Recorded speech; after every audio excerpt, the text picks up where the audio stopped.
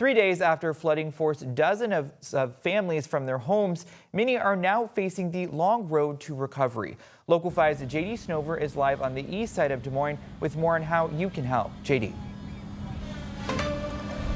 Yeah, Alex, the visible evidence of what happened on Friday is starting to fade, at least from the roadside perspective, right? All of this was flooded at one point. It's since dried out, which is, of course, good news. But for many families, especially those on the first floor of these apartments here on the east side, those challenges are going to remain for quite a while.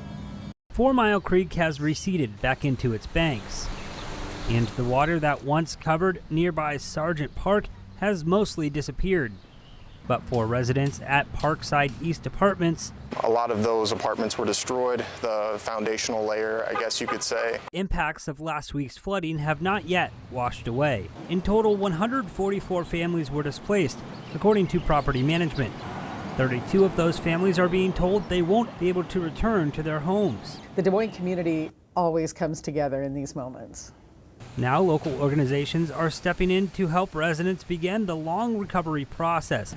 Impact Community Action Partnership has already started collecting donations that will go directly to affected families. In a disaster like this, where most of the people impacted have very limited incomes, there aren't a lot of avenues for them to replace what they've lost. Longer-term assistance will still be on the way. The governor will do a disaster proclamation, which will activate their disaster assistance program. But for many families, the need is immediate.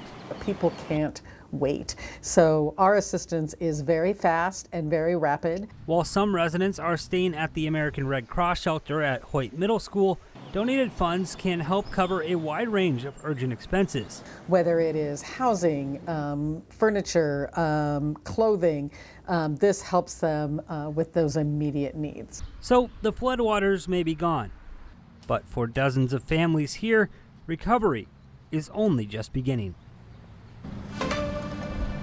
So Impact says anyone who would like to donate, they can do so at their website. You just have to make sure to leave a comment saying it's specifically for this project here at Parkside East. And Conlin Properties, who owns the property, well, they say they are waiving rent for its first floor tenants, and the due date has been pushed back for others who are going to eventually be able to re-enter their units. But for right now, live on the east side of Des Moines, I'm JD Snover, Local 5 News.